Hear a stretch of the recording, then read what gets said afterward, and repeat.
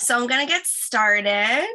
We're small, but we're mighty. I'm glad you both could be here, and I'm very, very happy to be here with you and sharing what I know and what I've been able to do with purpose-centered planning. So I'll just share a little bit of my screen for a minute and a little bit about myself. Let's see if I can make that nice. That's a little nicer. And what's happening. So I always like to share what you can expect, so there's not any surprises and you're sure you're in the right place. And so I'm going to just tell you a little bit about myself. We're going to actually talk about the title of this course, the 3 parts, like what is purpose, what is it, how do we center in it, and what is planning and why plan. We're going to take some time to actually visualize and make a quick plan. Obviously, we are on a short time here, so to go deeper, we need more time, and that's what we do in like a coaching relationship or on retreat, where you really develop your plan in more detail, and I'm able to work with you on why certain kind of cycles or habits are showing up and some of the strategies to get more out of your time. Sometimes it's about getting more done. Sometimes it's just about doing more of the things you really want to do. Sometimes it's about not really changing what you're doing, but changing how, your attitude towards it. So you can be doing the same actions, but filling them with purpose, and they're going to feel better. So as you're getting to know me, you're going to know that I'm not like it. For me, it's not all about that you have to be accomplishing more. It's about understanding your goals, and they might not be to accomplish more. They might just be to like have more fun while you're accomplishing things. So just think about that. It's not always about like moving cities or changing like when something's rough, but sometimes are moving jobs. A lot of times people come to me when they want to change jobs or careers, which might be the right move, but sometimes it's about finding more pockets of joy in the stuff you're already doing. So just put that out there. I'm going to kind of go in and out of share screen because I'm not sure if I can see if people hop on. If people want to be let in, if I'm in share screen. So I might sometimes just like that do a quick stop and just make sure. Okay, great. So who am I? You may know a little bit about me since you jumped on this, but there might be some things you don't know. So I just wanted to share a little bit about myself. And actually the reason is, as I was putting this together, is I was just wanting to share with you how many different roles I possess, and that might make you think about all the roles that you possess in life. So, here are just some of them, right? I didn't even put all of them, but I'm a life coach. I'm a trauma sensitive yoga teacher, trainer, a somatic therapist, and a mindful outdoor guide. I'm a mom, a daughter, a wife, a sister. I'm a student, so I'm back in school right now. I'm always a student. I'm always in some course, but right now I'm like really officially a student. I'm a friend, and I take that role very seriously. So some parts of my week have to be devoted to my friendships.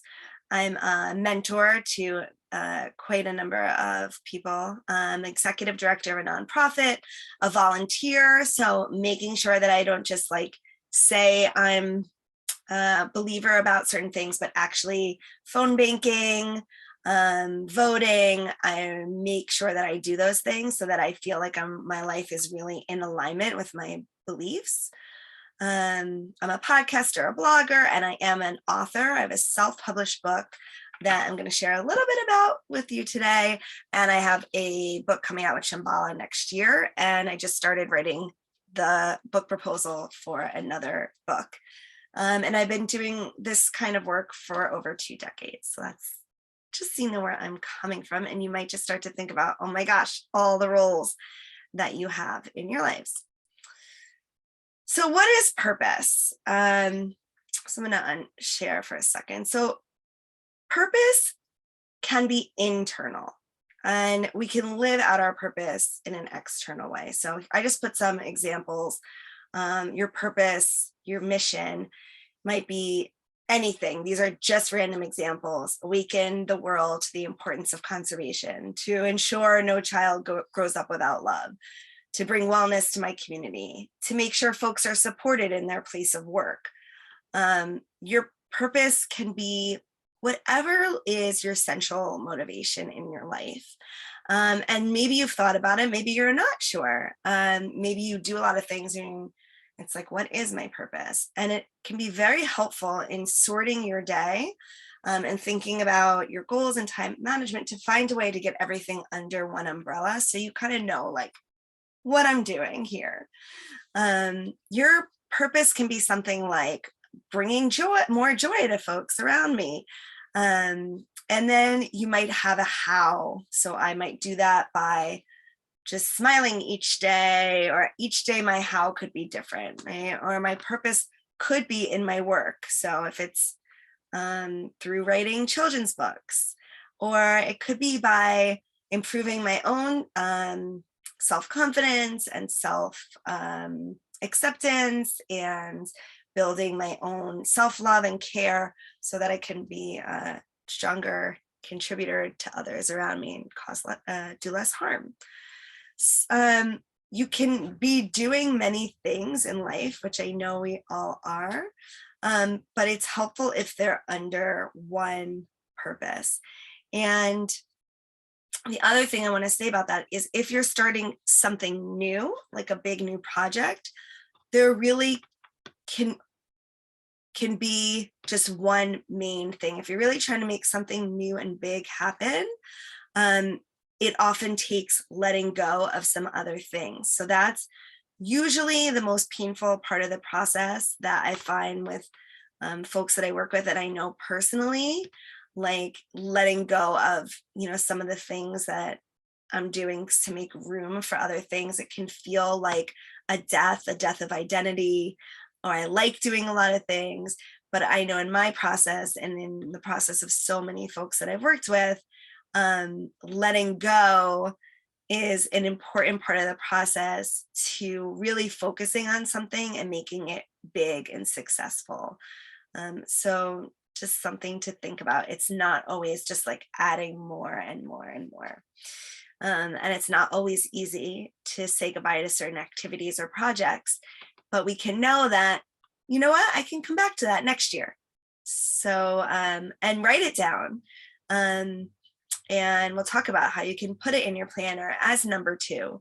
And there's actually a lot of time in life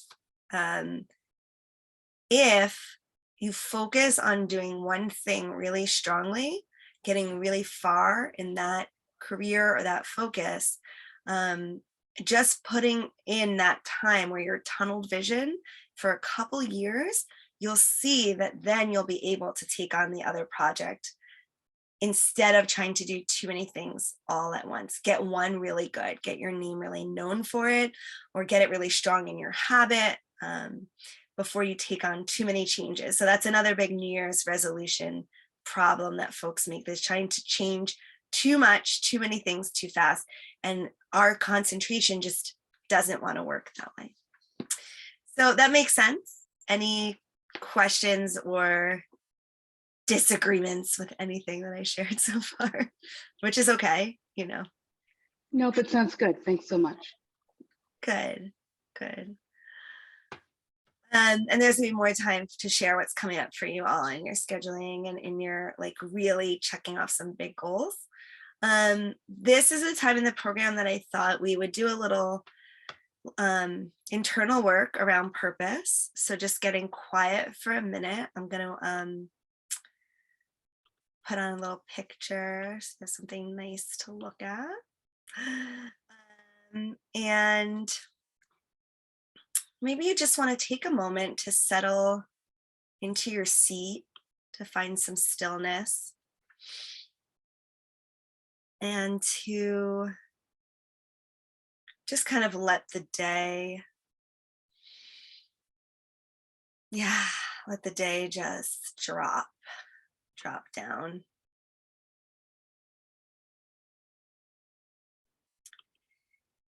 And take a moment to just feel your body in space.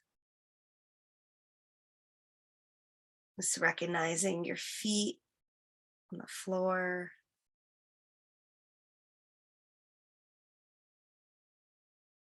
Feeling the air on your skin.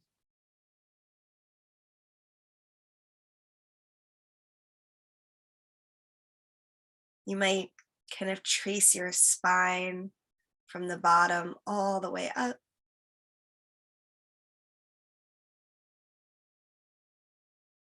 And feel the breath under your armpits, the sides of your lungs.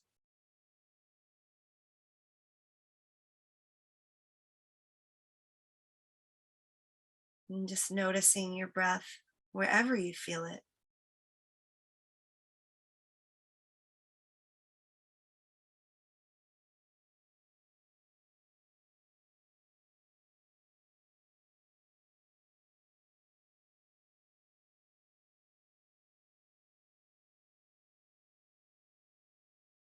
And bringing attention to your heart center.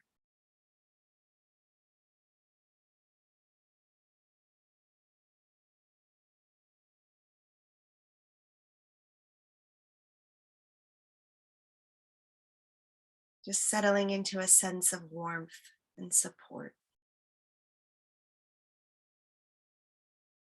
And you might bring into your awareness the question of purpose. What is my purpose? You might get an image or a feeling. You might get words or a memory or combination.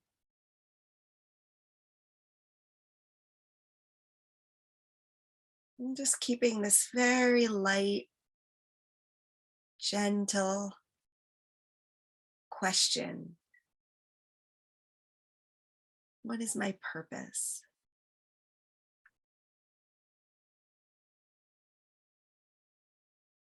Just gently taking note of anything that's arising.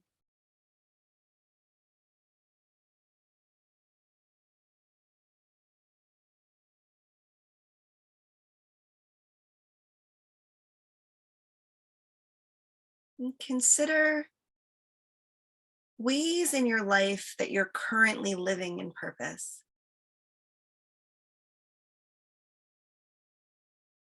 Or if that doesn't bring something to mind, maybe in the past when you felt in purpose.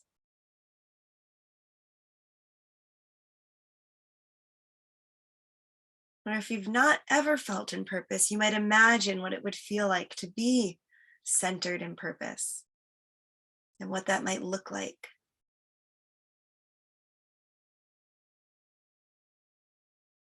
See if you can imagine it and feel what it feels like in your body.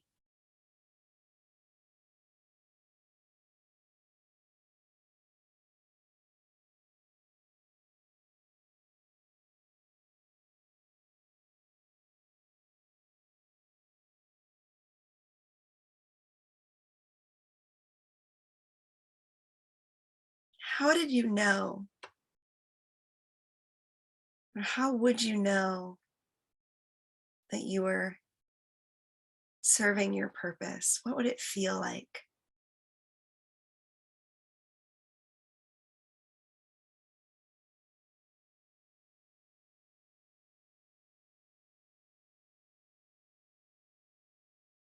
And what are some ways that you'd like to add more purposeful living to your life?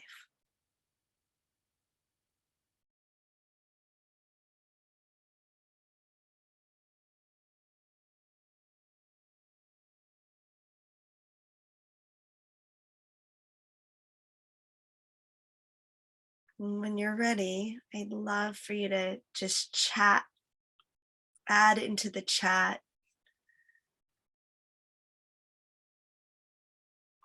you're open to sharing what came up for you as your purpose and how you are in purpose, or what you'd like to see more of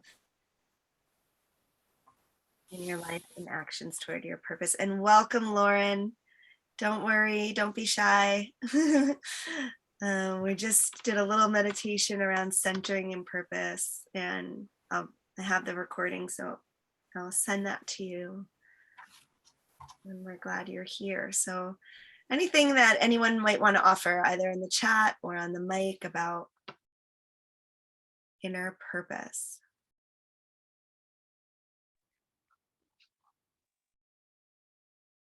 Connection. Thank you, Heather. Connection with self, others, and the planet. So you can see how that's the inner purpose, right? And then the how are all the ways, right? All the things that you do in your life, whether they're through your job, or through your relationships, or through your hobbies, or in the way, it could be the way you do your dishes, or the way you get rid of your trash, right? And if you have that mission, that purpose, and you know it, and you remind yourself of it with just 1 minute daily, there's a real shift. So I always tell folks to top of every page, or on the mirror, on your phone main screen, on your alarm, you can set your alarm to put your purpose there. So you're always remembering. Oh, Keisha, my job is aligned with my purpose, but I'm trying to ascertain what my work in the world is versus what I get paid to do. So I would love to hear more about that if you're open to coming on the mic, or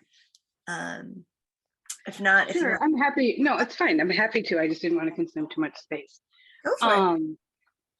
So I think that challenge is, I'm very fortunate that my job is deep in a space that's connected to what I think my purpose is.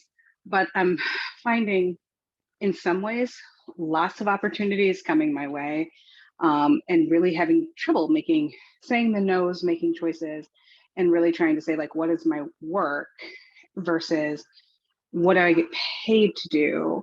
How do I not overinvest in a workplace that, isn't that invested in me as an individual, right? Like, I think we're all discovering, like, our workplaces are, they're trying to get everything they can out of us without necessarily putting as much back into us. And how do I, like, align that commitment with their commitment, and then take on what to say yes to, what to say no to, and not become too overwhelmed.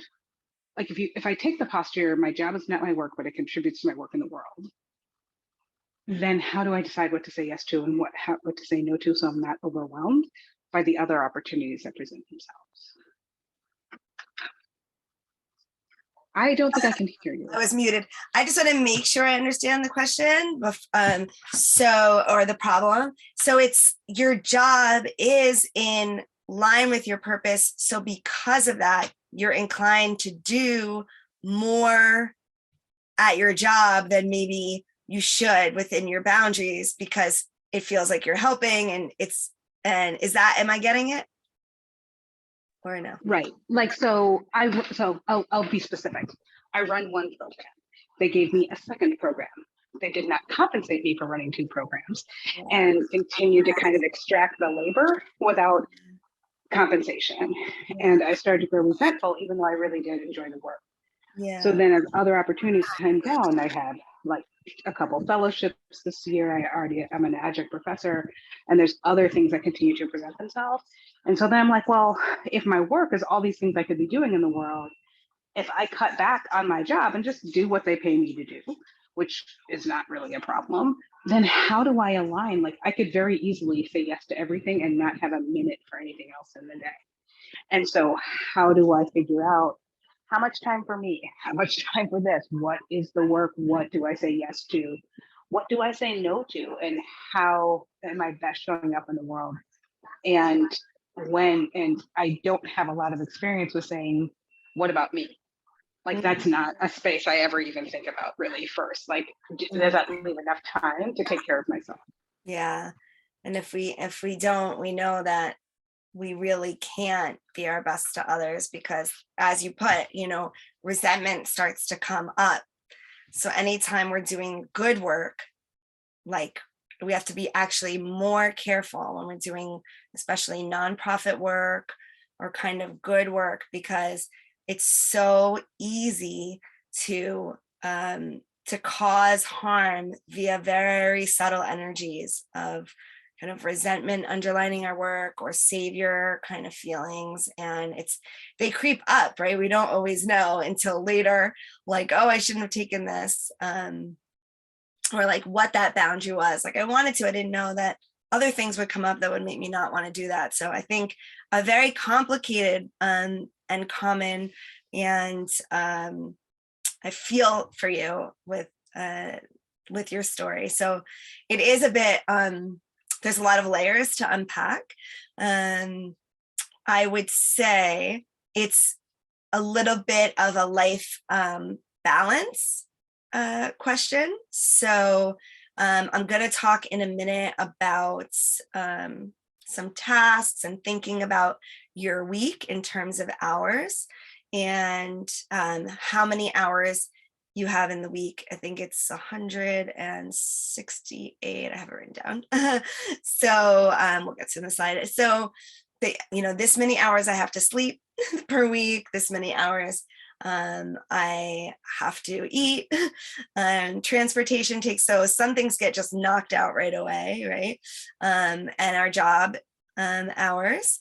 And well, we see Lauren has a similar thing. Okay.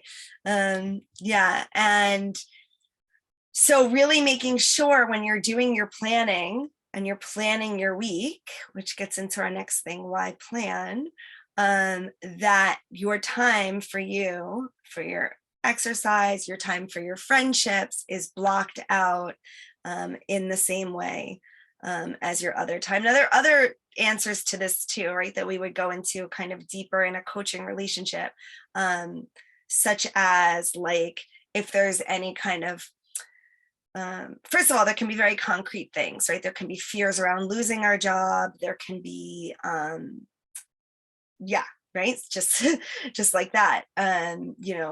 If I say no, how will I be perceived at work? Would someone else do it?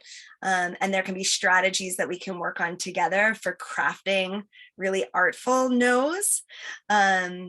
So, how to say no, how to say, let me think about that. So giving more space between before we take something on.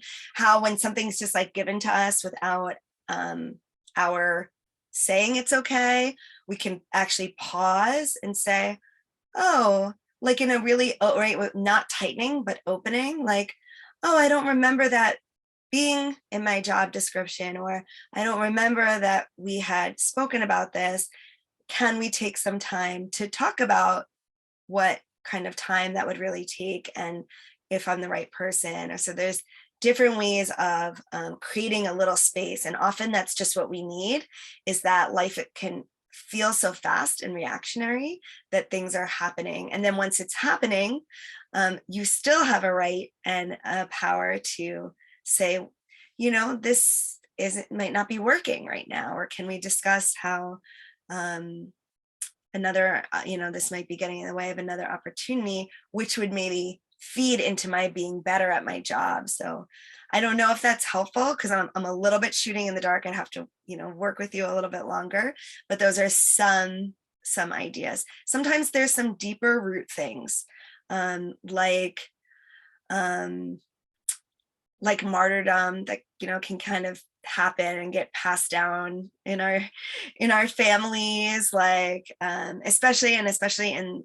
I'm not exactly sure if you're in the nonprofit sector, but I know that in that space that can be a real thing. Like, we're valued by sometimes in work culture by how hard we work and how much we give and don't give to ourselves, or we might actually deep down, if we really look at ourselves through some self-inquiry, realize like, I guess I do have a little of that where I like being the person that everyone comes to. So that would be a kind of an example of something that we'd have to work on. Like I might have to give that up to get the space and the self-care. So I might have to accept that I might not be that person anymore that everyone comes to all the time. I'm not going to give it up completely. I'm still a person that people can come to, but I might have to let go a little bit of that identity, clinging to that identity. So that's why I say, like, we started, how earlier in the conversation about how, things, New Year's resolutions don't work because we haven't done the inner work and really looked at ourselves and been honest with what are my motivations? Why am I allowing myself to take on more than maybe I can, or to not do the things that are, really powerful and vital for my life? And I don't want to take away from the fact that sometimes it's just real fear of I might lose my job, so that's a real thing. But maybe there are ways to create some stronger boundaries. So I hope some of that resonated. If things resonate, you might just be like, put a little plus sign in the chat, or because like when you're just talking and talking, sometimes you don't know, or stick me another question in the chat. Yeah, good. I'm glad that's helpful as a start. These are just some starting points to work on. So why plan? And this is also why plan, because planning can help us with boundaries, right? If it's in the book, that hour is blocked out for exercise or a walk or whatever it is, exploring new opportunity, then we're less likely to not do it. At least it's in the planner, it's in our calendar. I'll invite other people that might disturb me at the time so that they can view what I'm doing in my calendar, if I don't mind that it's in their business. So people will know, like, it might look like I'm free, but I'm not. So why plan? First of all, planning provides real clarity around our goals. Like, what's my big goal for the next year, or the next 6 months, or the next quarter? What's the main thing? We mentioned this earlier. We have a lot of rules in life and a lot of things, but being really clear about what's the main thing that I really want to accomplish when I look at it, that knowing that builds excitement, builds intentionality in your day, builds motivation, builds fire, right? Getting clear, like, that is going to be such a stabilizer, and for when things get crazy, and just having that like goal, that purpose in your planner, and every day looking at it. And I have this 5-minute rule that is very important. So I think Heather already knows this, like 5 minutes of looking at the end of the day, or before you go to bed, either like before you finish your workday or before you go to bed, look over your next day. Look at your purpose, make sure your purpose is driven into your day in some way, always touch on it. And maybe that purpose has to be reframed if you're for the next couple months, if you're neglecting yourself, that it's really rooted in a self-care, right? And these, like, our purpose can change. You don't have to be glued to it, but you should be glued to it for enough time to test it. So that means, like, you shouldn't change your purpose or your goal because at the first roadblock, it doesn't mean you have to be stuck knocking on a door that never opens, right? So if you work with me, that I'm always like in the gray. I'm not like, it's black and white, right? Like, we have to give things a long enough time. We're gonna hit obstacles. We have to plan for those obstacles. That's another reason resolutions don't work, because we don't plan. I'm gonna do it, and that's good. That's good energy. But what are the things that come up? And we're gonna talk about that more. Like, what are the things that always get in my way? Let's write them down. Let's be in advance of them, have some plans. So planning and looking ahead at the day, and then looking ahead at the week, and looking at, does my week look balanced? And there's different strategies you can use with colors, what's personal, what's friendship, what's, health and wellness, and what's work, so that you're just getting a sense of and charting, like, how much time am I spending in each area of my life? And it's not have to be equal. That's not the thing. So don't think it has to be something. It has to work for you. If you're starting a new business, your life is going to be skewed on business, especially if you're like self-employed. If you're starting a new family, or you have a young child like I do, massive blocks of your time are going to be with that family or that child. So, or if you're caring for someone in your family that needs care, we have to get that it's life balance does not mean that everything is equal all the time. And I think that's a big thing that's marketed incorrectly. Planning is so great because you take a big goal that feels like I can't do it. I'll give you an example of one of mine right now is I want to learn German. And I really, if I think about learning German, like it makes me feel like the thing that comes into my mind, and this is after like 20 years of doing this kind of work, is like, I'll never be able to speak German. I'm 42. Like, who can learn a language at 42? I'm not immersed. I'm not living in that country. But if I can say, okay, if I think about being fluent, that feels overwhelming and impossible. But if I think about doing 15 minutes of Duolingo every day, like that's doable. And so that's how I break things. I mean, that was a kind of an extreme example because I'm going to show you there's like ways that you can break things down to smaller goals. Like I might say, okay, I want to be able to understand like a children's cartoon by the end of the year or by 1 year, right? And I'm not going to set that stuff randomly and set myself up for a disaster. I'm going to actually look at, I smiled because this is another thing that a lot of people do, unrealistic goals. And thank you, Lauren. And then getting a self-defeating script going, because we're setting goals that are too high and then we're not meeting them. And sometimes we do this kind of unconsciously on purpose, right? So we can say, see, I couldn't do it to ourselves. So we don't have to risk what it feels like to actually be doing it. So the thing is actually to set your goals much smaller than what you want to achieve. I know that sounds counterintuitive, but to just work slow and small and chip away. And I'm telling you, it works. So you break a big thing down into smaller things and you give yourself a lot of pats on the back, a lot of rewards every time you meet those small goals that make you want to do it more, instead of beating yourself up when you don't. Yeah. So overwhelm. Yeah. We don't want to get into overwhelm. There's that fine line between excitement and overwhelm. So big dreams are great, right? Envisioning big dreams and excitement is great. But when it goes into overwhelm, our nervous system is taxed. And then we're going to go into shutdown, right, Lauren? You probably know that the next step after overwhelm is shutdown. So 100%. right. So you know that pattern in yourself, right? So the thing is to step it way back and break it up into doable goals. Big rewards every time you do the smallest thing, like you would a kindergartner.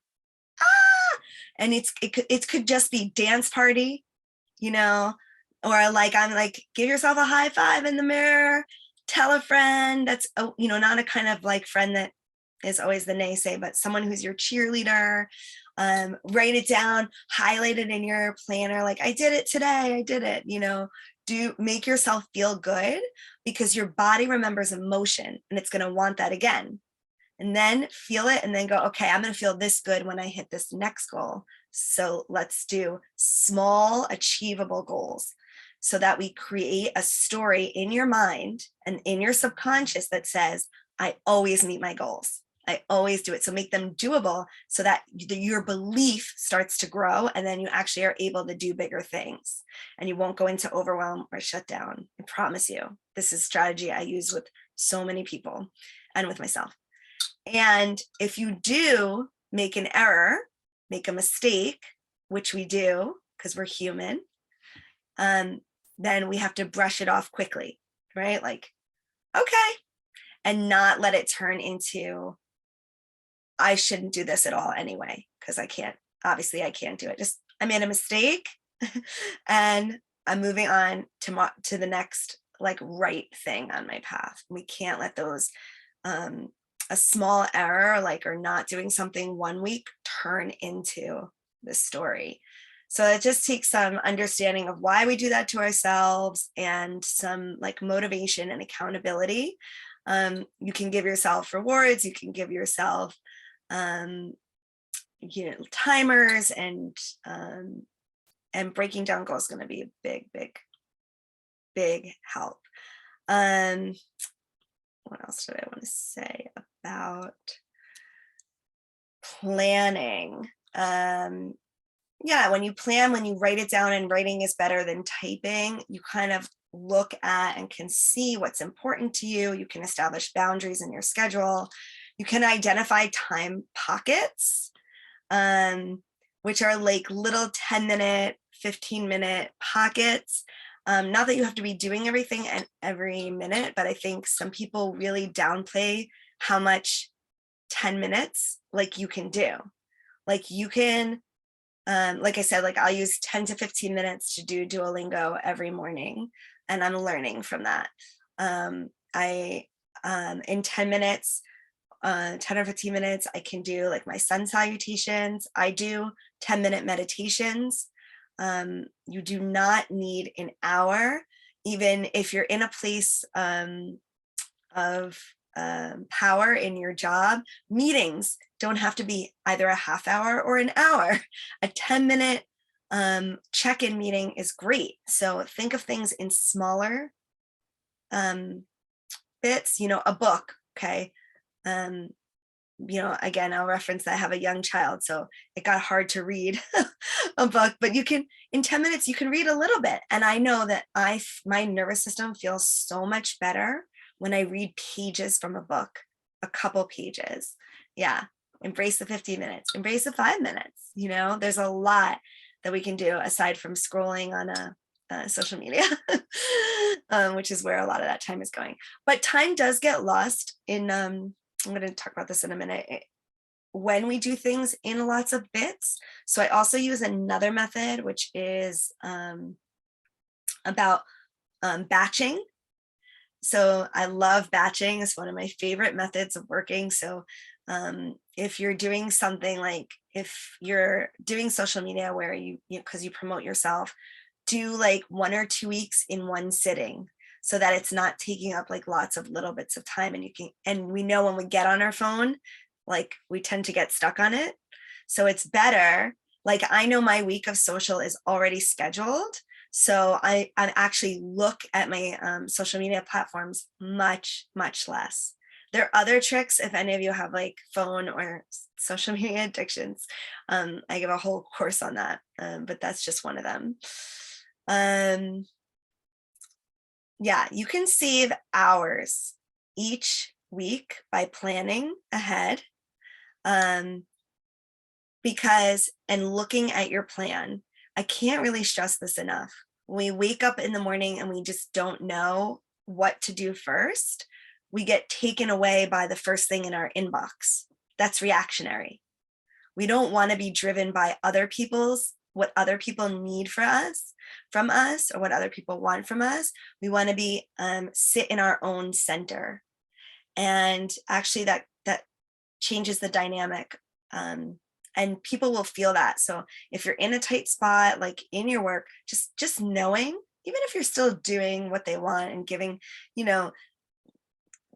but in yourself that I took a breath first this morning. I did that 5 minutes for myself, and I'm not going to react to everyone's things. I'm going to make sure that what I know I need to do is done first. It's going to save you so much time getting up in the morning thinking, what am I supposed to do today? Not having a plan and trying to scrap it together. It also, you're less likely not to do the things that you want to do. So like, for instance, and then I'll answer you, Lauren, like there's been a bunch of studies around like going to the gym or doing physical fitness. So if you have a plan, if it's in your calendar, if things that get in the way are just like, I can't find my gear, right?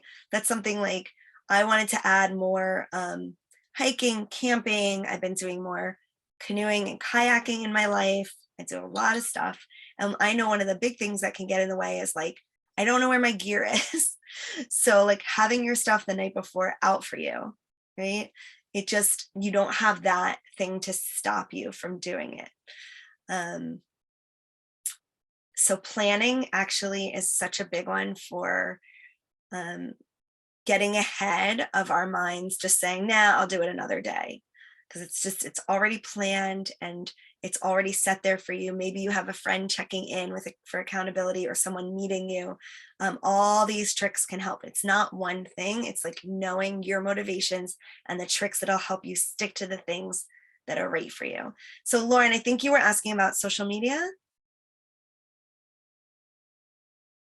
Were you asking about programs that I use for batching? I'm using Buffer or just strategies. Yeah, Buffer is like a scheduling platform. So you can put everything in there and then it sends it out to all your social medias. And there are other ones like Hootsuite. It reminded me of like before when I went on a tangent, but I wanted to say that like I'll research. I like Buffer. I like it. I don't know why I like it better than Hootsuite, but take a look at different ones.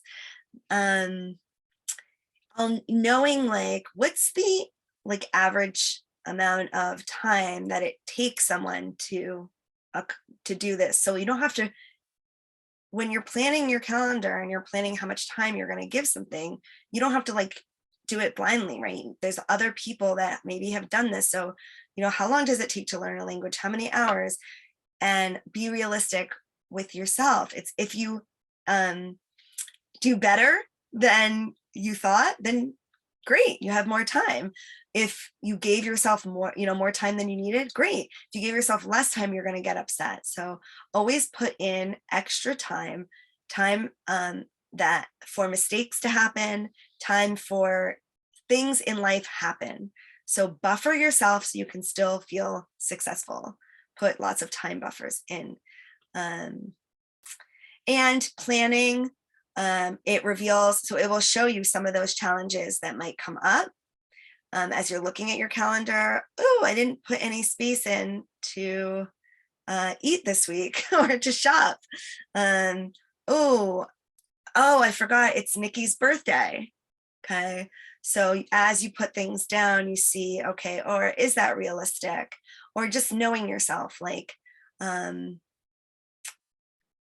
knowing, I'm tired after a long weekend. Let me put this high,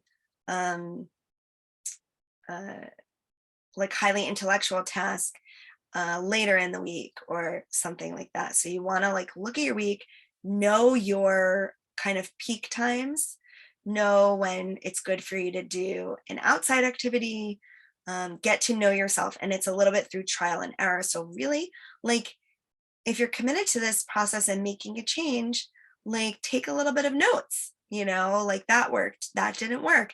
And always treat with curiosity, not with like this disciplinarian thing that a lot of us grew up with.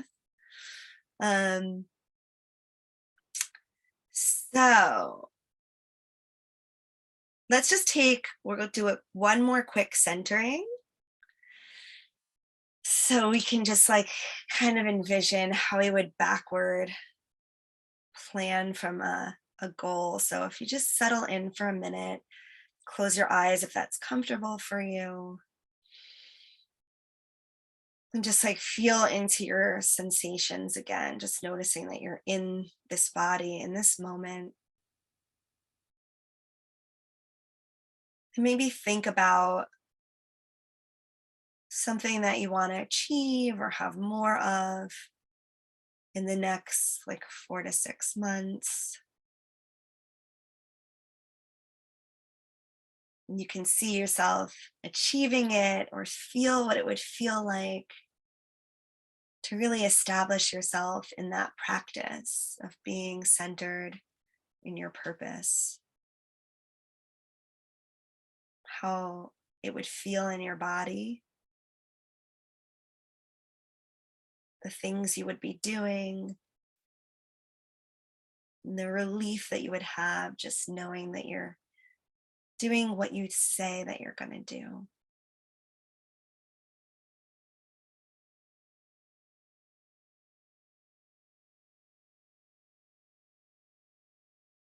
And then try to look like halfway to meeting that goal. See if anything comes up for you, like, where will I be if I want to be really seated in that goal or practice in 4 months? Where will I be in like 2 months? Say end of October. What would I have done? What would I have done to get closer to that goal by then?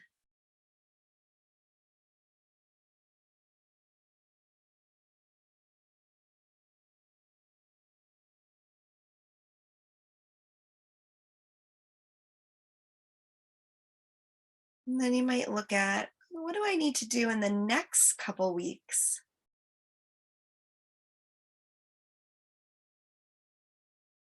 to be headed toward the halfway goal?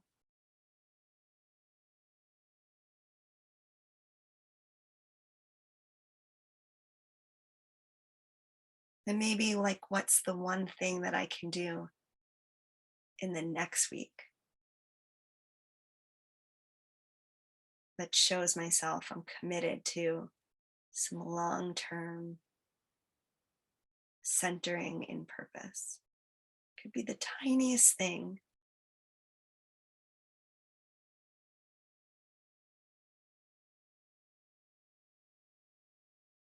When you're ready and if you're open to it, maybe you can just jot anything that came up for you, either in your journal or maybe in the chat would be great. So you can, I know that was a little bit quick, but this is just a taste of, you could do that for longer and in each category of life if we wanted. So we could look like, where do I want to be in my health and wellness? Where do I want to be in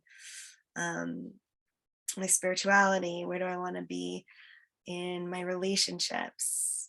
And that's the kind of thing you can do with coaching or on retreat. I have retreat coming up. And with my book, I did want to share how my planner that I created helps you to do that. So with the Bliss Book planner, you, first of all, you sign up for an automated coaching program. So you're going to get a tip from me every other week for how to stay on your goals. And you won't forget, because I'll be in your inbox like saying, hey, do this. And some of them are really fun. They all come with PDF printouts. The first one comes with a recorded meditation. So you do this, what we just did, but like a little bit longer. And you're gonna like journal your goals and different areas of your life. So your spirituality, health and fitness. You can go all the way from 10-year, 5-year, 1-year planning. And you even have a little contract that you can make to yourself for accountability. And then you'll start to draw in, has these pages that are marked. You can find them on dark pages on the side. And you're going to actually draw and write. If you don't like to draw, I like to use images. I keep cutouts, magazine cutouts, in a big envelope. And then when I'm working on, so I don't just do like this kind of draw my vision board once a year. I work on little visions, and I just, when I feel like I have time, it's already there for me. All the words are cut out, and pictures that help me to keep on my goals. And so you can write and draw where you want to be at 12 months, 11 months, 10 months, and you work backward till you know, what do I need to do this week? Every page asks your number one goal and how it's in alignment with your purpose, and for you to write the toughest thing that you have to tackle today. So you say it and you know what it is. And at the end of the day, you write, what did I do right today? And any notes. So life is an experiment. You kind of taking note, what worked for me, what didn't, and keep thinking about what works, right? Thank you, Lauren. So I like it too. It feels good. It has no dates in it. So you can, a lot of people, we all do it. Like we start a planner, we stop it. You can restart it anytime and it's gold. So that's a way to have me very affordably as a coach, just in your inbox, and to be part of our little planner community. And I'll show you how to get that in a minute. Some other key strategies I promised I would share.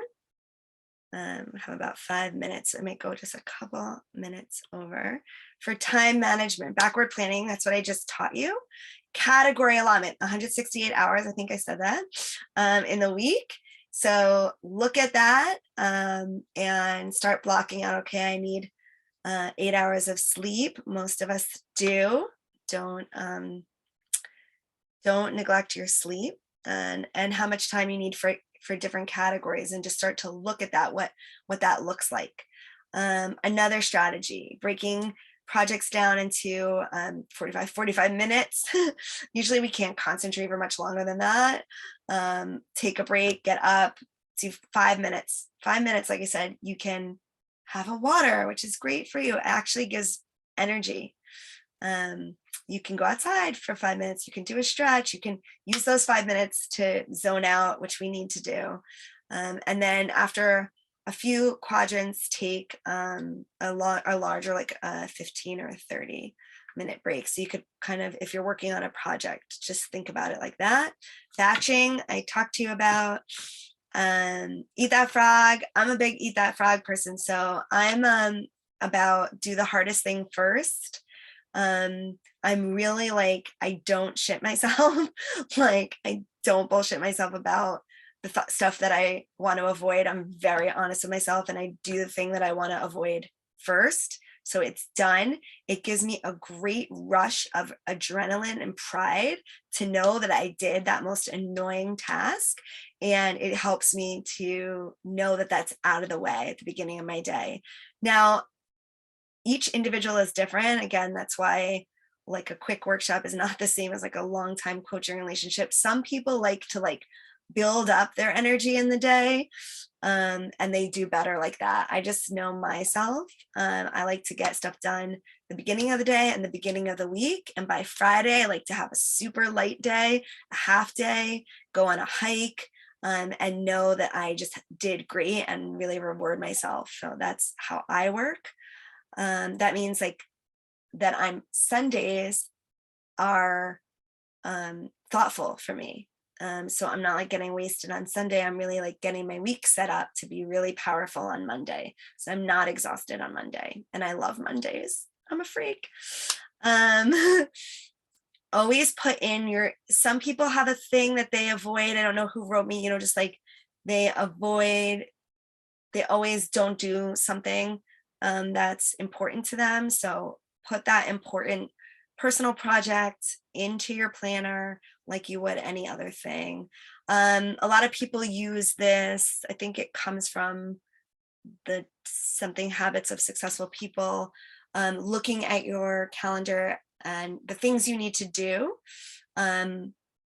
as in categories of urgent and important, urgent but not important, not urgent but important, and not urgent and not important. And thinking about which things could be delegated, or like doing a 2-minute thing that in the middle of a 45-minute stint of concentration. There's just so many studies that show that it's not good for our concentration, and we lose minutes getting back into our project. So those 2-minute things that we do to distract ourselves, batch them, save them for those in-between times. Put your phone in another room, close your tabs, and don't discredit what you can accomplish in 5 minutes. I said I wanted to tell you my Duolingo story. And slow down. It's crazy. I know it seems the opposite of what we should do, but making mistakes means that things take longer. So slow down, you'll actually get more done. Think clearly about what needs to be done, what's the right order. Um, Take a breath when you're overwhelmed. Going slow, actually, you'll get more done. Oh, you have to go. Oh, wait, before you go, let me just give you some quick links. I get that. And I'm usually so careful with everyone's time, which I'm going to be, because I think it's just not fair when people aren't. I just want to throw this real quick here. These are links to the book. It's 20% off with a fall sale code off my website, my coaching, my women's retreat. And if you don't want to do any of that, but you just liked this workshop and you feel like making a little donation, you can buy me a coffee.